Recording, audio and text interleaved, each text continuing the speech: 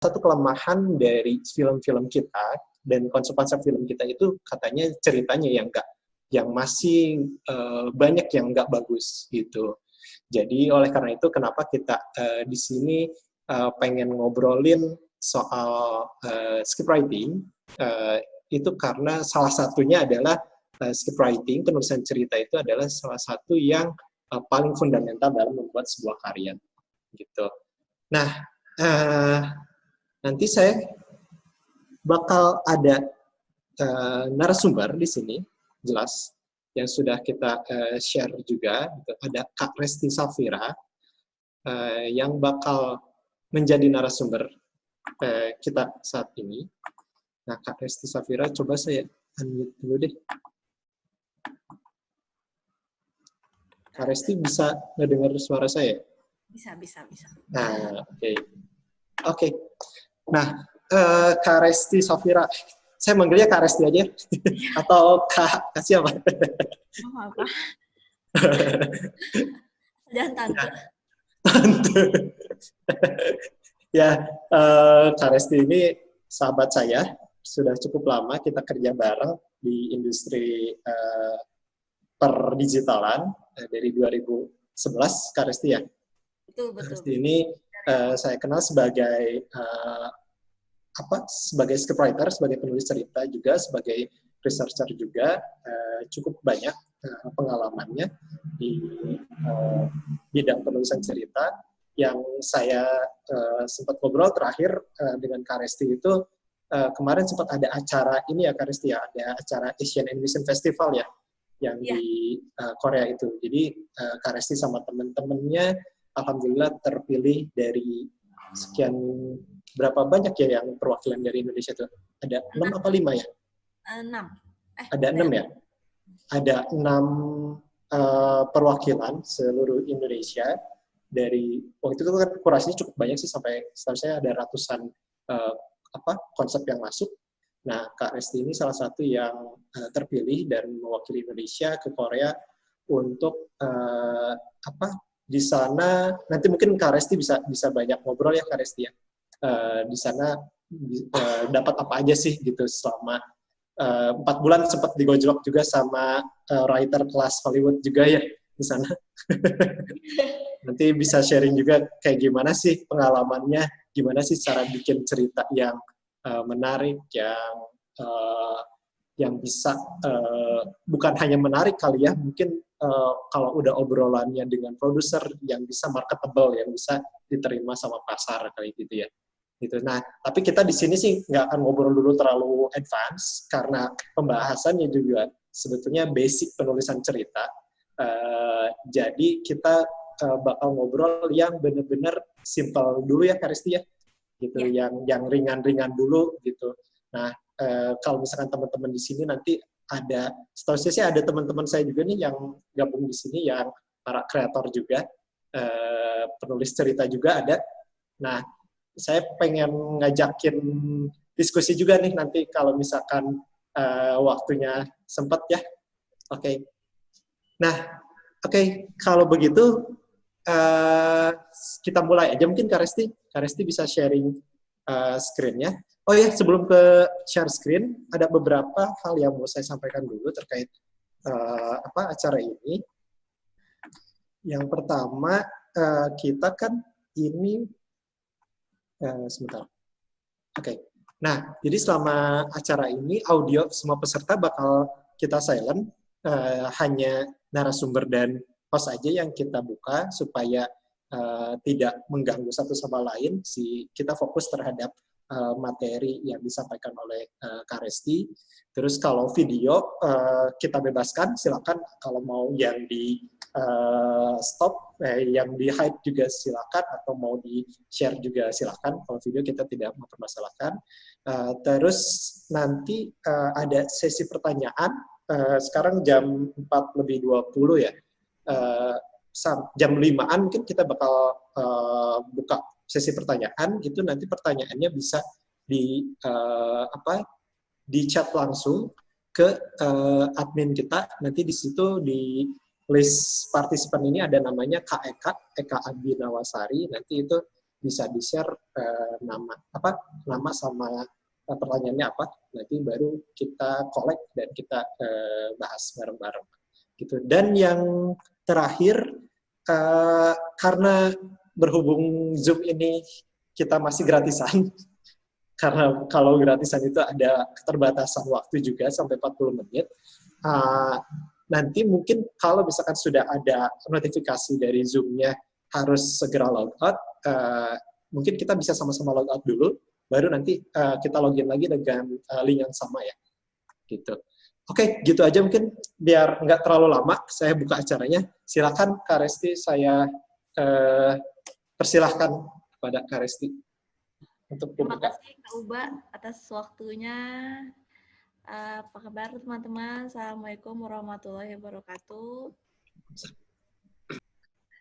Mohon maaf Kak Uba, boleh di stop dulu screen sharing-nya karena saya nggak bisa screen.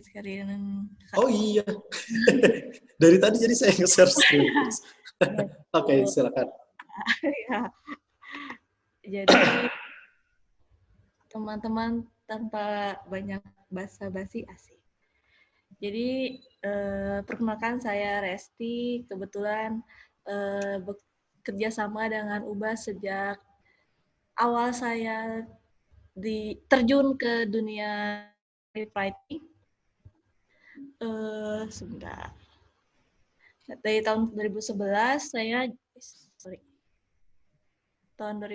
saya mengawali terjun ke dunia ini, dan terus pernah karena saya maruk harus penasaran dengan yang lain-lain, saya jadi nyoba jadi scriptwriter, pernah jadi co-writer, pernah jadi researcher juga sama content writer, dan akhir-akhir ini lagi seringnya copywriting sama scriptwriter juga sih. Gitu, jadi nggak kerasa udah hampir 9 tahun ya. Wah, begini. Sudah lama ya? Sudah lama. Jadi kita mulai aja ya. Pasti sih, basically semua orang adalah seorang penulis, mau jadi penulis apapun, kalau zaman dulu sih saya sih musimnya nulis diary itu buku harian ya, buku harian. Terus sekarang mah musimnya lebih teralihkan ke nulis status gitu ya. Tapi basically pada akhirnya semuanya adalah seorang penulis. Nah, tapi ketika kita mau menulis, berarti kan sudah ada ide tuh. Nah, nanti untuk mau menulis novel, mau menulis skrip, pada intinya kalau menulis cerita itu dibutuhkan ada ide awalnya itu kan masalah awalnya mau apa. Nah, idenya ini bisa dari mana aja, bisa dari kegiatan kita sehari-hari, bisa dari misalnya apa ya, kayak yang ya bebas lah, bisa dari imajinasi kita atau bisa dari pikiran. Biasanya kalau yang imajinatif itu biasanya masuknya ke animasi atau sci-fi yang gitu-gitu kan, karena nggak ada di reality gitu kan. Terus ya, dan oh ya, ini tuh yang saya paparkan ini kan sebenarnya panduan dasar ya, dan sebenarnya bebas juga nanti, karena ketika kita menulis itu basically-nya adalah kita harus nyaman menulisnya mau kayak gimana. Jadi ini mah hanya sekedar panduan, bukan pakem yang harus dilewati satu persatu gitu. Tapi alangkah lebih baik, apalagi untuk yang masih baru-baru mau belajar atau baru-baru buat cerita, ini akan sangat membantu sih, biar kita tidak keluar out of topics gitu. Oke, dari ide kita breakdown ceritanya mau apa. Jadi dari idenya itu kan masuknya ke what ya. Dari what itu kita cari ke yang lain kayak 5W 1H. Si what, who, where, when, why, dan how. Kita breakdown tuh satu-satu. Setelah itu ketika kita breakdown satu-satu, kita akan tahu apa nih yang kita mau buat. Nah, ketika mau kita buat itu sudah ditentukan, kita mulai di breakdown lagi. Kita harus banyak research, tapi banyak research-nya itu tergantung sih seberapa tidak taunya kita akan hal yang kita mau buat gitu. Misalnya kalau makanya untuk tips, salah satu tips untuk yang penulis pemula adalah untuk menulis hal-hal yang ada di sekitar kita. Write what you know. Karena dengan begitu kita akan lebih memahami, perasaannya juga akan lebih tahu.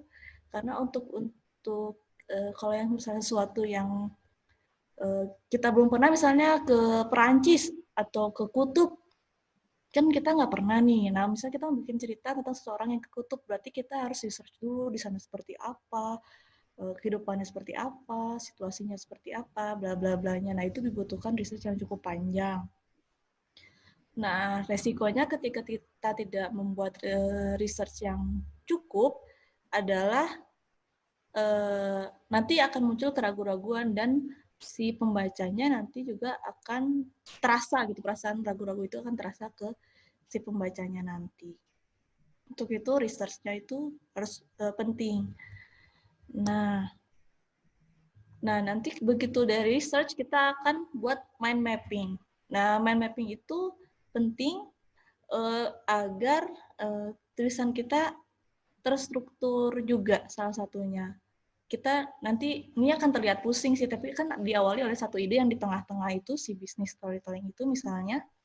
Nanti kita bikin akar-akarnya yang banyak itu, nanti ini tergantung sih. Ada orang yang lebih prefer sampai detail, sampai ke ujung, tapi ada juga yang oke, ini cuma jadi potretan aja. Atau enggak mungkin ada orang lain yang breakdown idenya tidak seperti ini, pakai cara lain juga bisa. Cuman aku lebih suka pakai si mind mapping ini. Jadi dari nanti kita akan menemukan si temanya mau kayak gimana, waktunya seperti apa, apakah tempatnya kayak gimana, di mana, menentukan karakternya yang dibutuhkan siapa aja, terus misalnya tempatnya seperti apa, terus referensinya mau kayak gimana. Nah, itu tuh daripada kalau dioret-oret di otak itu tidak bisa jadi lupa, jadi lebih kalau nggak di kertas atau kita bisa pakai aplikasi mind mapping sekarang banyak banget. Nah, nanti mulailah biasanya kalau udah kayak gini tuh kita bisa terlihat gitu. Oh, yang kira-kira mau aku buat yang mana gitu. Nah, habis kita breakdown itu kan nanti kita kelihatan nih karakter yang kita butuhkan itu apa, protagonisnya berapa banyak, terus si antagonisnya mau kayak gimana. Nah, nanti si karakternya itu kita breakdown, kita bikin biodata dari si karakternya itu. Misalnya ini kayak dia si tokoh utama yang di film Coco. Ini dia ada namanya Miguel, 12 tahun, kita bikin deskripsi tentang dia, seolah-olah kita memberi ruh ke si tokoh tersebut.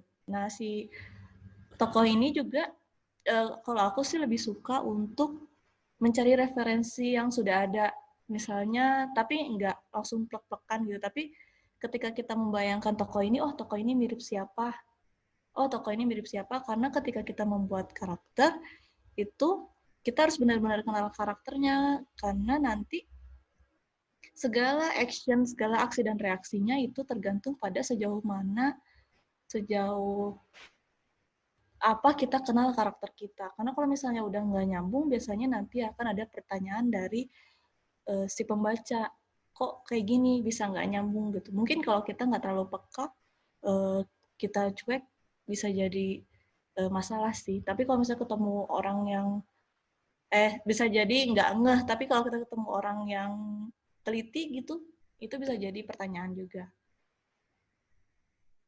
Terus nanti ini salah satu contoh si apa di karakter description-nya. Biasanya kalau orang yang bisa gambar tuh orangnya bisa langsung dicoret-coret gitu bikin referensi, atau kalau misalnya yang enggak, kita juga bisa langsung menentukan postur tubuhnya seperti apa, misalnya. Terus ketika kita hal yang harus diperhatikan ketika kita membuat sebuah karakter adalah mungkin kita memang harus membuat biodatanya ditulis, tapi jangan membuat biodata yang tidak nyambung ke tidak perlu, yang tidak kelihatan oleh mata atau mungkin tidak ada pengaruh signifikan terhadap cerita, misalnya zodiak lah, ataukah agama kah, ataukah minuman kesukaan. Kalau misalnya itu nggak penting ke dalam cerita, ya mending nggak usah gitu. Yang kita itunya yang core-nya aja gitu. Karena bagaimanapun juga karakter itu adalah salah satu core dari sebuah cerita. Kadang karena yang karakter itu yang bikin kita ngehook gitu dengan ceritanya dan membuat impresi juga ke penonton. Nah, kalau orang yang nggak bisa gambar, biasanya aku suka minta tolong orang anak-anak ilustrator, atau enggak kita bisa buat referensi, cari referensinya akan seperti apa, bisa dari Pinterest kayak cari-cari gitu. Misalnya saya pengen ada tokohnya anak perempuan yang pakai gaun, dia yang hidup di dunia fantasi gitu-gitu. Nah, makanya ini salah satu referensi yang saya buat. Atau misalnya ini yang reality gitu ya. Pengen, bagi yang suka nonton Korea, misalnya pengen lihat Chan-woo, misalnya saya membayangkan Chan-woo menjadi seorang pasukan penjaga kerajaan Inggris, misalnya kayak gitu ya. Mungkin kita digabungkan aja menjadi satu di sini.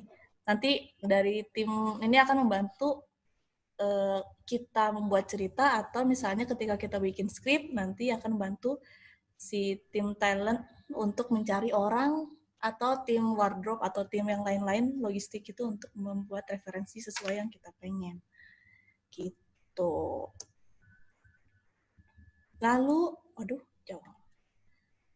Lalu ketika kita buat tokohnya udah ada, orat-oratnya udah ada, kita bikin ini yang lebih menantang sedikit adalah universe. Nah, universe-nya ini, atau bahasa ininya setting lah. Ada setting tempat, setting waktu, environment, orang-orangnya. Kita kan harus ini ya, harus buat gitu. Kalau misalnya yang di film live shoot, itu sih ya apa, mungkin yang menentukan itu adalah kayak waktu yang menantang adalah ketika kita melawan waktu. Misalnya sekarang kita tahun 2020, kita mau bikin setting cerita tahun 80-an. Nah, itu kan harus, itu juga kita harus mencari referensi bla bla banyak kan, seperti apa detailnya kah, propertinya kah, karena kan nanti kan akan berbeda jelas dengan keadaan kita yang sekarang. Nah, itu juga research kita penting banget tuh di situ. Nah, kayak ini contohnya kalau untuk film live shoot. Kita misalnya mau syuting di kala itu tahun 98, di mana ada demo besar-besaran dan kawan-kawan. Nah, kita harus kumpulin tuh si referensi-referensi kayak gini, di mana nanti si referensi-referensi itu akan membantu kita dalam menerangkan. Apalagi kalau di novel kan kita menerangkan suasananya seperti apa, dan lain sebagainya. Kalau misalnya di skrip, itu nanti akan jadi panduan ke, selain dari panduan kita sebagai penulis, juga akan menjadi panduan ke tim visualnya nanti. Gitu. Terus kalau yang fantasi, nah yang fantasi ini juga kalau animasi kita universe-nya pasti lebih besar, karena kita punya hak sebagai penulis untuk menentukan aturan main dalam dunia itu seperti apa gitu. Nah, itu lebih menantang karena ketika ada sesuatu yang ganjil, itu akan menjadi pertanyaan dari penonton. Nah, makanya kita harus di breakdown banget nih. Kayak ini, salah satu film kesukaan saya adalah ini dari How to Train Your Dragon, di mana si penulisnya membuat environment-nya, mengambil latarnya yang kerajaan Viking kan waktu dulu. tapi dengan dunia yang sangat-sangat keren. Dan jangan lupa detail-detailnya dengan rumah penduduknya seperti apa, cara mereka mata pencahariannya kayak gimana, bagaimana cara mereka hidup, apa yang mereka makan, terus sekolahnya seperti apa. Nah, itu tantangan di misalnya film animasi. Kak Sementara Resti, ya, mohon maaf nih, sudah ada notifikasi dari Zoom. Jadi tinggal 4 menit lagi. iya. Gimana kalau misalkan kita coba log out dulu sekarang semuanya, nanti tinggal login lagi ke link yang sama yang Kak Eka share tadi di WhatsApp ya? Oh, Gitu ya? boleh. Nah, Boleh, jadi boleh. mungkin daripada keburu mati, mending kita log out sekarang aja ya sama-sama ya. Nanti kita Boleh. masuk lagi aja ke link yang sama ya Kita semuanya. iklan dulu setelah pesan-pesan berikut ini. Oke, sip ya. Kasih ya. Iya.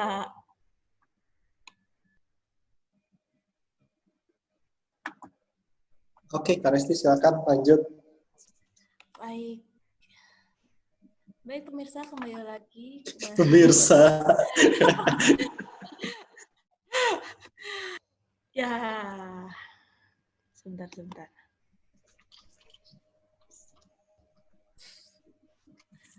Iya, kita setelah tadi buat breakdown ide, terus menentukan karakter, terus menentukan dunianya seperti apa. Nah, kita kan akan tahu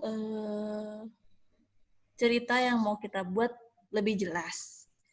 Nah, setelah itu, tugas kita selanjutnya adalah membuat premis atau logline. Nah, logline ini adalah satu kalimat, biasanya satu kalimat yang mendeskripsikan tentang cerita yang kita buat itu seperti apa. Biasanya terdiri dari tokoh utama, tujuannya, masalahnya, dan antagonisnya misalnya. Nah, ini menurut dari teori dari Aaron Sorkin, dia salah satu penulis pemenang Oscar. Nah, jadi banyak yang bingung antara premis sama logline. Tapi ya basically sih kemarin yang aku ke Korea kemarin pakainya ada yang pakai premis, ada yang pakai logline, tapi pada dasarnya sama kayak gini sih, satu kalimat gitu yang mendeskripsikan. Nah, ini salah satu rumus yang diberikan sama si Aaron. So kenal aku si Aaron. si Mas Aaron ini ngasih rumus untuk membuat logline-nya adalah ada protagonisnya, harus ada inciting incident. Itu adalah momen yang membuat sebuah perjalanan itu mulai. Terus protagonis goal-nya sama central konflik.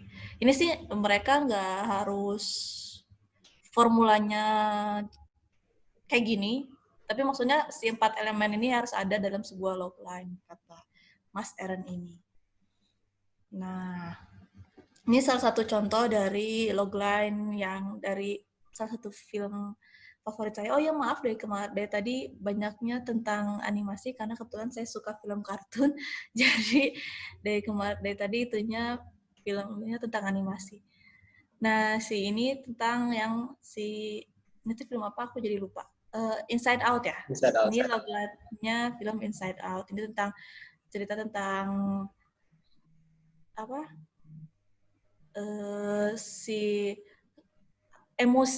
fisik emosi dari anak 11 tahun yang keluarganya pindah dari Minnesota ke San Francisco. Ini tuh yang perwakilan emosi-emosi itu ya, Kak Rizky? Perwakilan yang emosi-emosi itu. Gitu. Terus salah satunya juga ini tentang si Finding Nemo yang perjalanan seorang ayah ya yang bertemu dengan perjalanan seorang ayah yang anaknya apa itu sih yang Finding Nemo itu yang itu kan ya yang anaknya kebawa sama Harus itu. arus itu. Terus, jadi bisa dilihat kalau di sini tuh cuman ada masalah, nya seperti apa, cuma satu kalimat, dari tadi juga cuma satu kalimat, tapi nah tugasnya logline ini adalah untuk menjadi hook, menjadi pengait yang membuat orang itu tertarik untuk mengetahui cerita kita lebih banyak. Jadi bukan sinopsis kayak di belakang buku, ini lebih sempit lagi, ini cuma satu kalimat aja yang merangkum lembaran cerita kita. Gitu. Oh, jadi kalau logline itu hanya satu kalimat ya, Kak Resti? Kalimat. Bisa lebih dari satu kalimat, maksimal 3, tapi itu juga kalau filmnya tuh yang benar-benar rumit katanya. Tapi sejauh ini sih saya menemukannya cuma satu. Kayak ini AA Kasep Gundala, ceritanya kan tentang seorang yatim piatu yang berjuang untuk survive dan menegakkan keadilan gitu kan, dan menjadi superhero cakep. Nah ini sih, jadi rata-rata satu kalimat sih itunya. Nah setelah kita menentukan fondasi awal tadi, dari karakter, dari setting, dari cerita inti, nah kita mulai bikin plot sama sequence. Nah, banyak yang agak bingung juga antara plot sama sequence. Kebetulan saya juga waktu kuliah dulu belajar ini dan memang agak membingungkan si plot sama sequence ini. Nah, si plot ini, kalau kita bayangkan, plot ini adalah batang dan sequence adalah apa sih itunya? Ranting. Nah, gitu. Jadi kalau ini plot adalah sebuah event yang terdiri dari sequence gitu. Nah, sequence ini adalah step-step yang terjadi, scene-scene yang terjadi di dalam sebuah plot gitu. Jadi kalau bisa dibayangkan, nah ini seperti yang tadi bilang bahwa plot itu adalah si tulang intinya, si sequence-nya itu nanti membantu untuk kita menentukan si narrative arc. Narrative arc itu adalah, nanti kita lihat. Nah, kalau ini kayak gini sih intinya, kayak gini. Satu plot terdiri dari beberapa sequence. Plot kedua ada beberapa sequence, dan plot ketiga ada beberapa sequence. Jadi, kira-kira kayak gitu. Nah, ini salah satu ini, kalau ini versi simpelnya. Jadi si plotnya itu misalnya kayak gini, Edward's Dead, the funny version, misalnya kayak gitu. Ini si sequence-nya, si kalimat-kalimat yang di bawahnya, apa yang terjadi dalam plot itu. Gitu. Nah, satu plot itu bisa jadi satu, bisa jadi 2 atau 3 sequence, gitu. Tergantung dari seberapa besar si plot itu. Nah, ini yang tadi aku bilang tentang narrative arc. Pasti banyak yang pernah lihat ini, dan ini sangat umum sekali. Nah,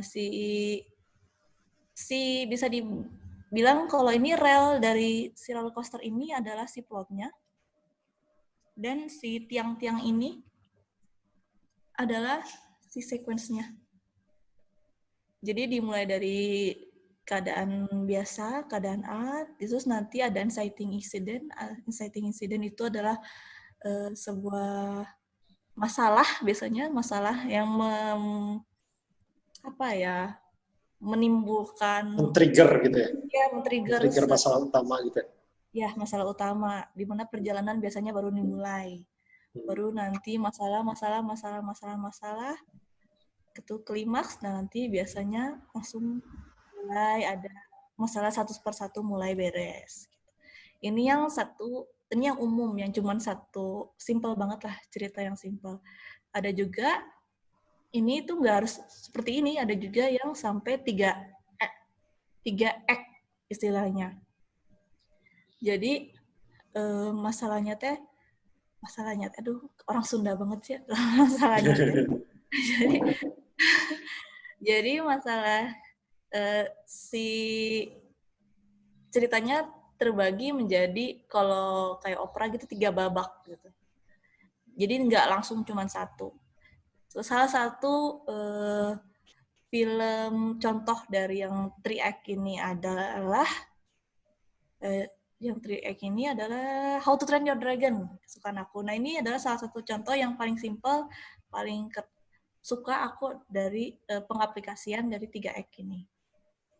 Bisa dilihat banyak review. Kalau mau belajar cara membagi ininya banyak bisa dilihat dari review-review filmnya. Biasanya mereka suka menjelaskan ini seperti apa pembagian dari 3 act itu. Nah, misalnya awalnya kan ceritanya tentang si Hiccup yang pemuda yang di underdog oleh lingkungannya, terus tentang lama-lama dia kan bersahabat, bertemu, exciting incident-nya dia adalah bertemu dengan si Toothless, naga yang dia nggak sengaja tembak. Nah, itu menjadi salah satu momen yang men-trigger karena dia seharusnya seorang Viking yang bertanggung jawab untuk membunuh naga, sementara dia tidak punya keberanian untuk membunuh naga itu. Lalu nanti dia mulai klimaksnya adalah salah satunya ketika masalahnya terus datang ketika akhirnya si Hiccups menjadi sahabat dengan Toothless, terus malah dia jadi bisa menghandle naga dengan cara yang lain, terus dia ketahuan sama Astrid yang cewek itu, terus nanti pada akhirnya dia harus si Toothless-nya ditangkap oleh penduduk dan akhirnya si Hiccup dan Toothless malah membantu penduduk untuk menyelamatkan desa misalnya. Tapi itu general ya, yang lebih detailnya tuh ada lagi di penjelasannya. Terus cuman itu contoh doang. Nah, ini salah satu penjelasannya. Jadi biasanya di Act 1 itu adalah berisi tentang perkenalan terhadap karakternya seperti apa. Terus tentang settingnya, dunianya seperti apa, dan benih-benih perpecahan, benih-benih konflik seperti apa. Lalu nanti mulai ada perkembangan, mulai ada konflik pertama di Act 2, terus nanti ada konflik selanjutnya, dan di Act 3 itu adalah momen penyelesaian gitu. Nah, biasanya ada beberapa penulis yang suka melewatkan sesi treatment ini. Sesi treatment ini adalah sebuah skrip tanpa dialog. Jadi hanya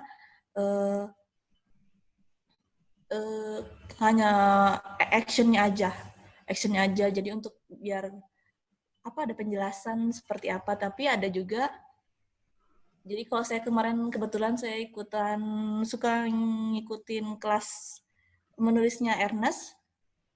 Kemarin itu dia wawancara sama beberapa penulis kan. Nah, beberapa penulis itu bilang ada yang mereka langsung ke skrip, ada yang mereka tulis treatment dulu. Tapi mereka rata-rata menganjurkan kepada yang pemula itu untuk menulis treatment terlebih dahulu karena mereka akan bisa membayangkan lebih jelas tentang step-step yang sebetulnya sebelum kita loncat langsung ke skrip gitu. Berarti treatment ini jauh lebih simpel gitu ya, Kak Resti? Iya, jauh lebih simpel. Jadi hanya proses-prosesnya aja, tapi udah dijabarkan gitu. Tapi sudah berupa ada plotnya gitu ya? Udah. Penggambaran plotnya seperti apa gitu ya? Udah ada penggambaran lebih detail tentang misalnya look-nya seperti apa, suasananya lebih detail dari plot. Cuman jadi ketika kita ngasih treatment ke sutradara, misalnya si sutradaranya udah bisa membayangkan ini akan seperti apa look-nya, kayak gimana gitu. Tinggal ditambah dialognya. Cuman banyak penulis juga yang langsung skip langsung ke script. Nah, bisa dilihat bedanya kalau yang script dia ada ada penjelasannya, tapi ada juga udah dimasukin dialog. Ini adalah script sampel potongan scriptnya Thor. Thor. Oh ya, kalau teman-teman lihat contoh script itu ada di imsdb.com. Aku suka nyontek-nyontek dari situ. Nah, untuk ketika kita memulai menulis skrip, ada baiknya kita tahu sedikit banyak mengenai teknik pengambilan gambar. Karena itu juga bisa membantu kita dalam membuat skrip juga gitu. Jadi kita punya bayangan awal gitu akan seperti apa dilihatnya. Gitu. Sebelum kita bisa protes nanti misalnya untuk ke orang yang bikin bosnya seperti apa, kita bisa punya kotretan sendiri sih, menurut aku sih. Gitu. Gitu, Bapak Uba. Oke. Wah, seru sekali nih. Banyak juga ya, lumayan padat juga ininya materinya. Iya, lumayan. Ini kalau misalnya ada yang mau tanya-tanya boleh ini WA. Oh ya. Atau IG saya itu. Sebelum ke nanyanya lewat personal chat atau personal WhatsApp ke Kak Resti, bisa masuk dulu nanti ngechat dulu ke Kak Eka. Boleh. Kalau ada yang mau nanya-nanya di sini, gitu ya. Nanti tinggal dilihat aja di list partisipannya ada Kak Eka, tinggal di chat aja mau nanyanya tentang apa gitu, yang tadi materi yang disampaikan oleh Kak Resti boleh, atau misalkan di teman-teman di sini ada mungkin yang sudah mulai bikin skrip, ada kendala dari sisi apa, silakan gitu. Ada yang mau menyanggah gitu. Boleh kalau misalkan ada yang maaf. Karena kita open for discussion juga sih gitu. Kalau misalkan ada yang ada yang mau menyanggah atau ada yang mau kayaknya nggak kayak gitu deh, ada yang lebih simpelnya kayak gini, Kak Resti gitu. Monggo silakan gitu. Nah, sambil nunggu pertanyaan dari teman-teman, saya juga jadi banyak belajar juga nih Kak Resti dari obrolan dari materi-materi tadi gitu. Nah, sebetulnya kalau dari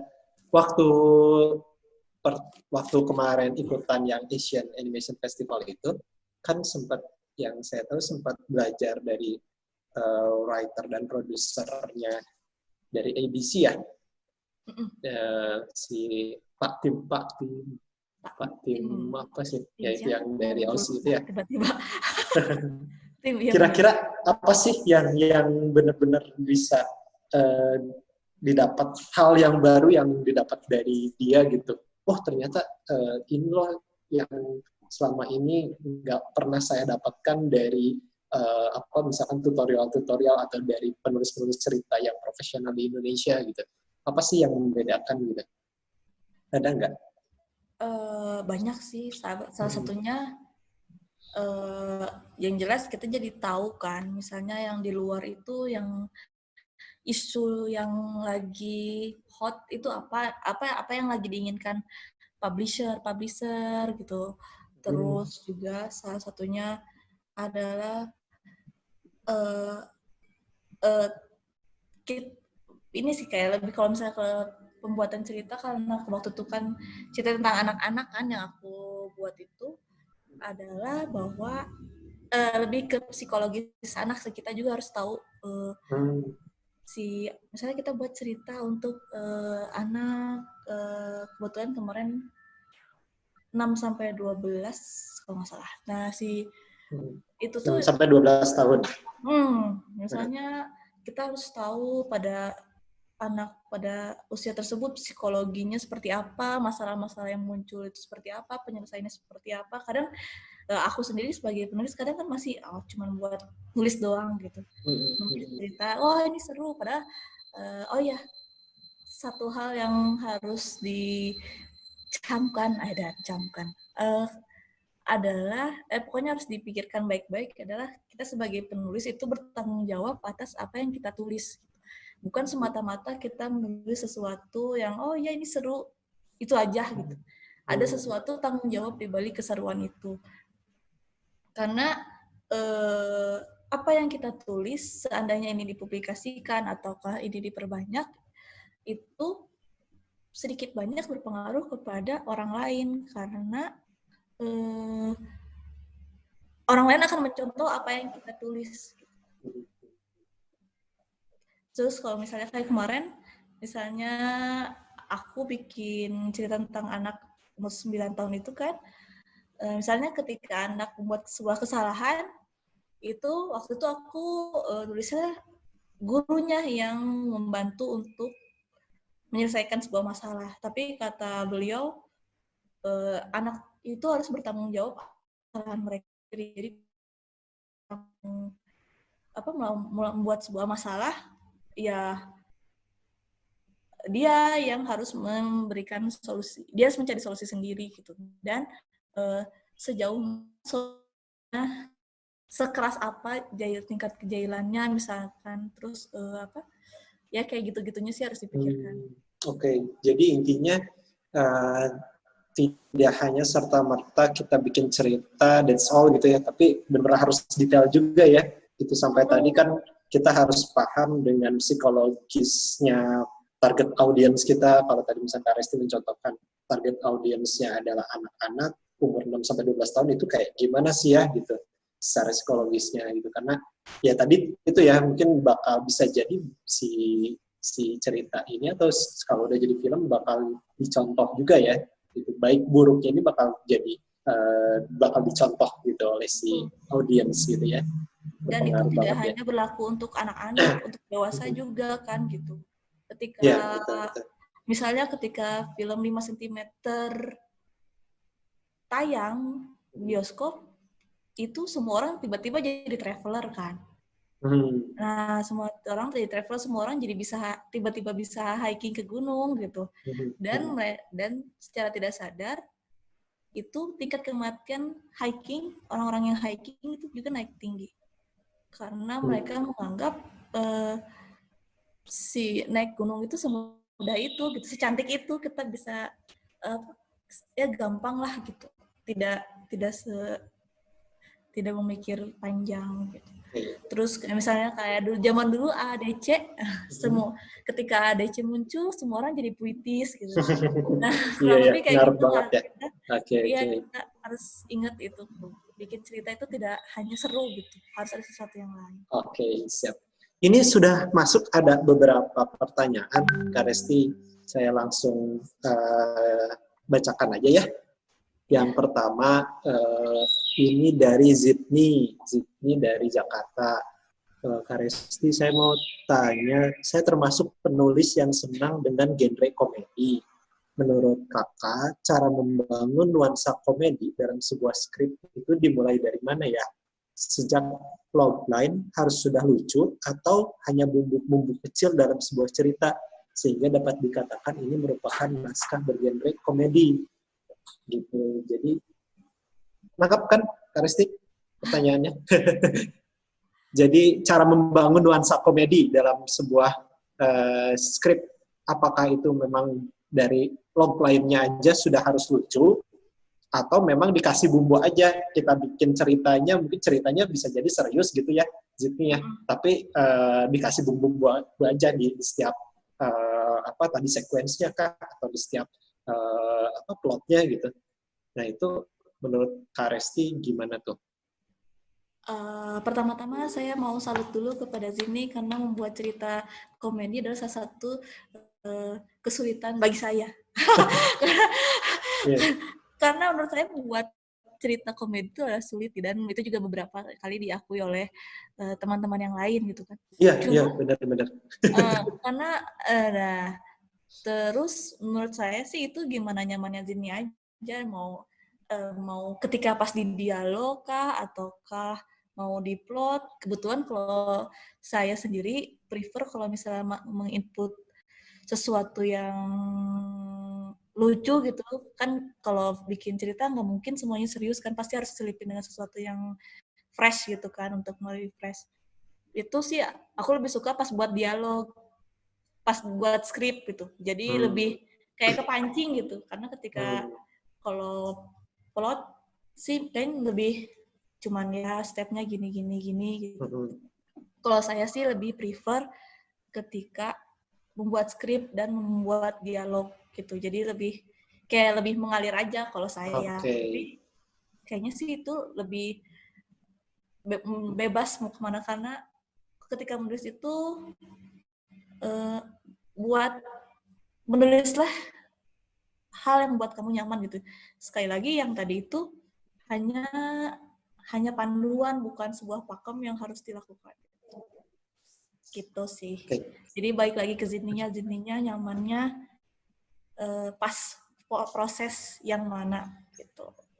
Jadi kalau dari Kak Resti lebih senang pas di perjalanan bikin skripnya aja ya? Iya. Pas bikin skripnya gitu. Jadi dari plot. Yang pas skrip. Oke, begitu Sydney. Kalau ada yang mau ditanyain lagi, silakan ditanyakan. Kalau Zidnya sendiri mau nge-share gitu, karena memang benar komedi itu paling susah banget gitu. Dan kan katanya entertainer paling mahal bayarannya itu adalah komedian. karena untuk bikin komedi itu harus serius kan. Betul. Iya, kayak dulu tuh saya sempat dengar siapa Raditya Dika ya yang ngomong, ya kita kalau lagi bikin skrip komedi katanya untuk film gitu, bikin plot cerita itu gitu. Langkah-langkah bikin plot cerita. Oh, langkah-langkah bikin plot cerita. Biasanya sih aku bikin oret-oret panjang dulu.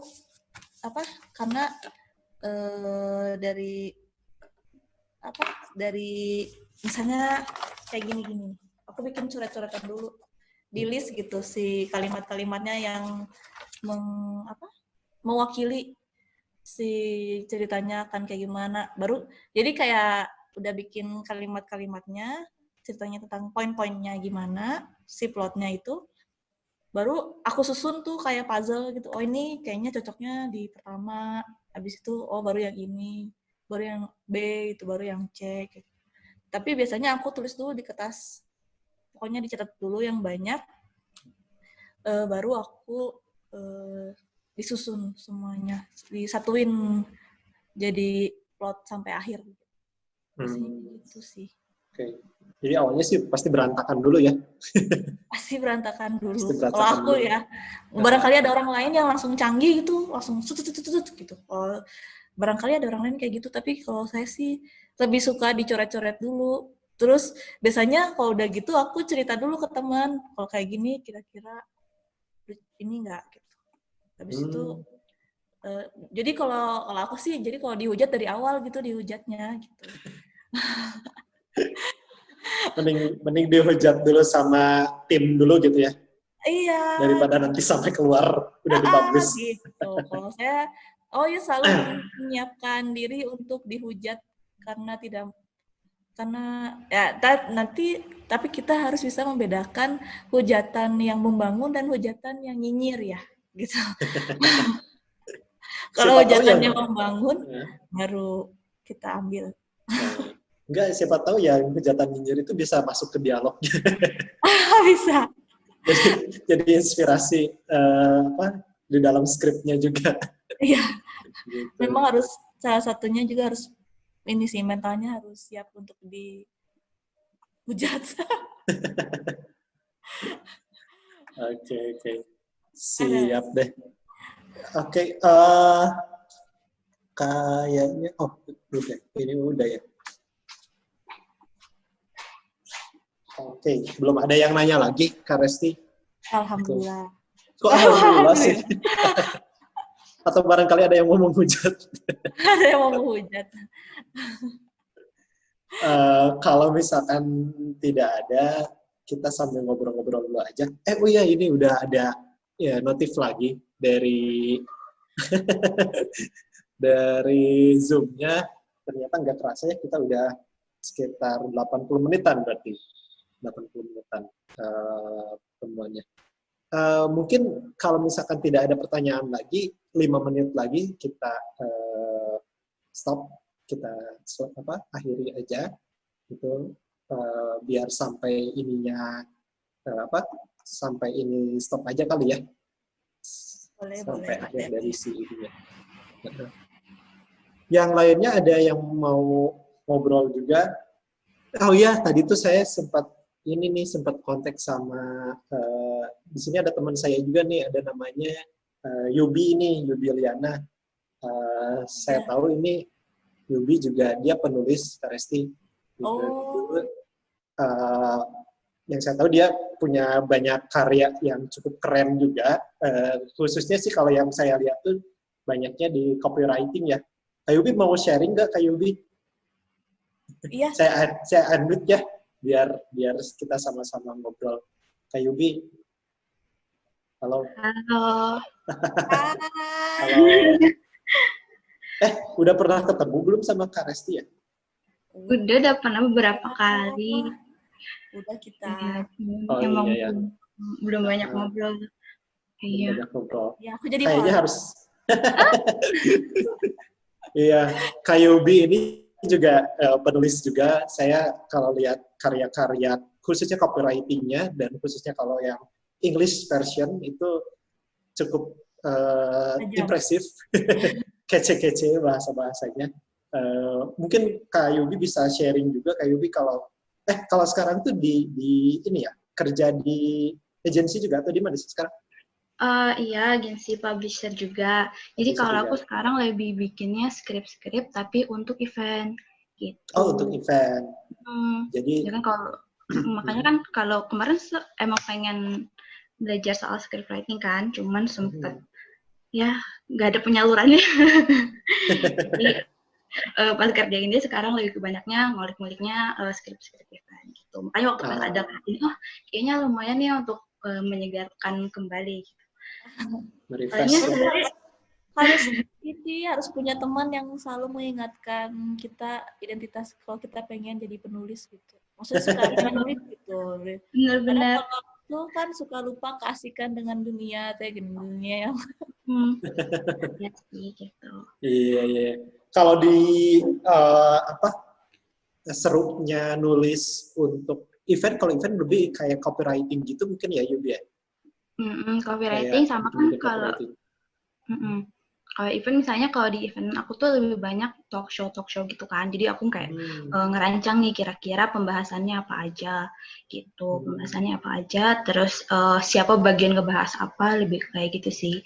Itu bikinin naskah-naskahnya. Oke. Serunya apa sih kalau di dunia itu? Atau tantangannya apa gitu? Kalau serunya sih kita banyak belajar juga ya, karena kalau misalnya kemarin kalau kerjaan aku itu kan di media perempuan, media cewek. Jadi kita benar-benar belajar banyak soal cewek. Belajar soal sedikit misalnya kimia-kimiaan untuk kulit lah gimana gitu. Itu banyak banget belajar. Ya. Jadi kayak banyak-banyak research gitu. Oke. Berarti sekarang paham dengan skincare dong ya? Ya, harus dipahami. Harus paham ya dunia wanita ya. Iya gitu. Oke. Tapi salah satu keuntungannya juga dari penulis adalah biasanya pengetahuannya banyak karena ketika kita nulis kita akan belajar yang bahkan hal yang tidak kita sukai gitu. Kadang kan kita terpaksa belajar itu gitu. Dan detail lagi ya belajarnya juga. karena harus mempertanggungjawabkan tulisannya itu loh ya. Iya. Benar. Oke. Wah, ini seru banget sih sebetulnya, pengennya lanjut lagi, cuman waktunya kayaknya tinggal 3 menit lagi. Kayaknya kalau misalkan tidak ada yang bertanya lagi, mungkin kita tutup aja ya. Boleh. Nanti setelah kita minta feedback dari teman-teman peserta semua di sini mengenai acara ini, nanti bakal di-share sama Kak Eka lewat WhatsApp-nya yang tadi sudah di-share juga. Gitu. Kita minta diisi juga supaya untuk memperbaiki, mengevaluasi kegiatan kita saat ini juga. Gitu. Terima kasih banyak Kak Resti sudah sharing, mungkin cuman surface ya, cuman sedikit banget karena waktunya terbatas. Dan ada waktu lagi, ada kesempatan lagi, Kak Resti bisa sharing ya. Iya, mohon maaf juga kalau ada kesalahan atau kata tadi aku kecepatan, tapi nanti kalau ada apa-apa boleh langsung ditanyakan aja langsung. Siap, oke. Ya. Kak Yubi juga terima kasih sudah sharing sedikit. Nanti mungkin next-nya kita bisa minta Kak Yubi yang sharing. Nanti aku ikutan. Iya, terus di sini juga ada sahabat saya juga, ini ada Kak Gary juga. Kak Gary seorang pemimpin perusahaan sebetulnya. Tapi dia skill kreatifnya udah unquestionable lah, gitu, jago banget. Nanti mungkin Kak Gary bisa sharing how to direct film, how to editing film ya Kak Gary ya, someday ya. Gitu kalau lagi gak sibuk. Insya Allah. Siap. Oke, gitu aja teman-teman. Terima kasih yang sudah meluangkan waktunya selama 80 menit ini. Nanti kita bertemu lagi di lain kesempatan. Terima kasih. Wassalamualaikum warahmatullahi wabarakatuh. Waalaikumsalam. Terima kasih Kak Resti. Dadah.